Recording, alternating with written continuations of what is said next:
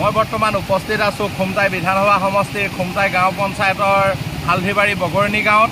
আপোনালোকে দেখিছে ইয়াত স্কুলীয়া ছাত্ৰ ছাত্ৰী যাবলৈ অসুবিধা হৈছে। ইয়াত এটা ফেবাৰ ব্লক ৰাস্তা, এই ফেবাৰ ব্লক ৰাস্তাৰ ওপৰেদি এই পানী হৰহৰাই বাগৰি গৈছে। হাজাৰ হাজাৰ কৃষকৰ কৃষিভূমি ইতিমধ্যে বানৰ কবলত পৰিছে। বানপানীৰ ফলত হাজাৰ হাজাৰ কৃষকৰ কৃষিভূমি এই বানৰ কবলত পৰিছে। তাৰোপৰিও বিভিন্ন কৃষক ৰাইজৰ ঘৰ বা জনসাধাৰণৰ ঘৰৰ ভেটিত ঘৰৰ ভিতৰত পানী সোমাই গৈছে। মোৰ এটা অনুভৱ হৈছে অসম চৰকাৰৰ যিটো জলসম্পদ বিভাগ আছে, সেই জলসম্পদ বিভাগটোৱে কোনো কাম কৰা নাই, কোনো বান নিয়ন্ত্ৰণ কৰিব পৰা নাই। এই অসম চৰকাৰৰ যিটো জলসম্পদ বিভাগ সেইটো বৰ্তমান জল বিপদ বিভাগলৈ পৰিণত হৈছে। মই পুনৰ কৈছোঁ, অসম চৰকাৰৰ যিটো জলসম্পদ বিভাগ আছে বৰ্তমান এইটো জল বিপদ বিভাগলৈ পৰিণত হৈছে। ধনশিৰ বাঢ়নী পানীয়ে ইতিমধ্যে হাজাৰ হাজাৰ কৃষকৰ ভূমিৰ লগতে মানুহৰ ঘৰৰ ভিতৰত পানী সোমাইছে, ঘৰসমূহ ডুব গৈছে। সেয়েহে জলসম্পদ বিভাগটোক আমি জল বিপদ বিভাগ হিচাপে আখ্যা দিছোঁ। মই বৰ্তমান উপস্থিত আছোঁ খুমটাই বিধানসভা সমষ্টিৰ খুমটাই গাঁও পঞ্চায়তৰ হালধিবাৰী বগৰণী গাঁৱত। আপোনালোকে দেখিছে ইয়াত স্কুলীয়া ছাত্ৰ ছাত্ৰী যাবলৈ অসুবিধা হৈছে। ইয়াত এটা ফেবাৰ ব্লক ৰাস্তা, এই ফেবাৰ ব্লক ৰাস্তাৰ ওপৰেদি এই পানী হৰহৰাই বাগৰি গৈছে। হাজাৰ হাজাৰ কৃষকৰ কৃষিভূমি ইতিমধ্যে বানৰ কবলত পৰিছে। বানপানীৰ ফলত হাজাৰ হাজাৰ কৃষকৰ কৃষিভূমি এই বানৰ কবলত পৰিছে। তাৰোপৰিও বিভিন্ন কৃষক ৰাইজৰ ঘৰ বা জনসাধাৰণৰ ঘৰৰ ভেটিত ঘৰৰ ভিতৰত পানী সোমাই গৈছে।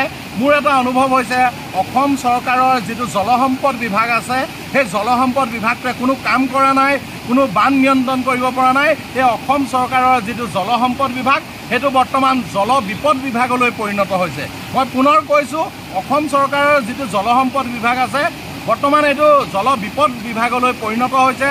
ধনশিৰ বাঢ়নী পানীয়ে ইতিমধ্যে হাজাৰ হাজাৰ কৃষকৰ ভূমিৰ লগতে মানুহৰ ঘৰৰ ভিতৰত পানী সোমাইছে, ঘৰসমূহ ডুব গৈছে। সেয়েহে জলসম্পদ বিভাগটোক আমি জল বিপদ বিভাগ হিচাপে আখ্যা দিছোঁ। মই বৰ্তমান উপস্থিত আছোঁ খুমটাই বিধানসভা সমষ্টিৰ খুমটাই গাঁও পঞ্চায়তৰ হালধিবাৰী বগৰণী গাঁৱত। আপোনালোকে দেখিছে ইয়াত স্কুলীয়া ছাত্ৰ ছাত্ৰী যাবলৈ অসুবিধা হৈছে। ইয়াত এটা ফেবাৰ ব্লক ৰাস্তা, এই ফেবাৰ ব্লক ৰাস্তাৰ ওপৰেদি এই পানী হৰহৰাই বাগৰি গৈছে। হাজাৰ হাজাৰ কৃষকৰ কৃষিভূমি ইতিমধ্যে বানৰ কবলত পৰিছে।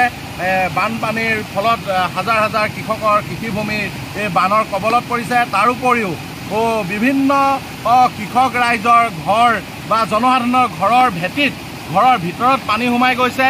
মোৰ এটা অনুভৱ হৈছে অসম চৰকাৰৰ যিটো জলসম্পদ বিভাগ আছে, সেই জলসম্পদ বিভাগটোৱে কোনো কাম কৰা নাই, কোনো বান নিয়ন্ত্ৰণ কৰিব পৰা নাই। এই অসম চৰকাৰৰ যিটো জলসম্পদ বিভাগ সেইটো বৰ্তমান জল বিপদ বিভাগলৈ পৰিণত হৈছে। মই পুনৰ কৈছোঁ, অসম চৰকাৰৰ যিটো জলসম্পদ বিভাগ আছে বৰ্তমান এইটো জল বিপদ বিভাগলৈ পৰিণত হৈছে।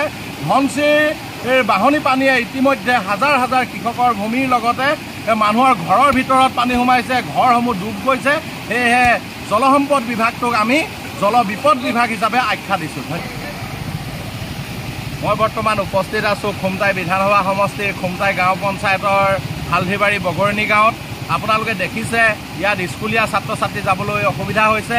ইয়াত এটা ফেবাৰ ব্লক ৰাস্তা, এই ফেবাৰ ব্লক ৰাস্তাৰ ওপৰেদি এই পানী হৰহৰাই বাগৰি গৈছে। হাজাৰ হাজাৰ কৃষকৰ কৃষিভূমি ইতিমধ্যে বানৰ কবলত পৰিছে। বানপানীৰ ফলত হাজাৰ হাজাৰ কৃষকৰ কৃষিভূমি এই বানৰ কবলত পৰিছে। তাৰোপৰিও বিভিন্ন কৃষক ৰাইজৰ ঘৰ বা জনসাধাৰণৰ ঘৰৰ ভেটিত ঘৰৰ ভিতৰত পানী সোমাই গৈছে। মোৰ এটা অনুভৱ হৈছে অসম চৰকাৰৰ যিটো জলসম্পদ বিভাগ আছে, সেই জলসম্পদ বিভাগটোৱে কোনো কাম কৰা নাই, কোনো বান নিয়ন্ত্ৰণ কৰিব পৰা নাই। এই অসম চৰকাৰৰ যিটো জলসম্পদ বিভাগ সেইটো বৰ্তমান জল বিপদ বিভাগলৈ পৰিণত হৈছে। মই পুনৰ কৈছোঁ, অসম চৰকাৰৰ যিটো জলসম্পদ বিভাগ আছে বৰ্তমান এইটো জল বিপদ বিভাগলৈ পৰিণত হৈছে। ধনশিৰ বাঢ়নী পানীয়ে ইতিমধ্যে হাজাৰ হাজাৰ কৃষকৰ ভূমিৰ লগতে মানুহৰ ঘৰৰ ভিতৰত পানী সোমাইছে, ঘৰসমূহ ডুব গৈছে। সেয়েহে জলসম্পদ বিভাগটোক আমি জল বিপদ বিভাগ হিচাপে আখ্যা দিছোঁ।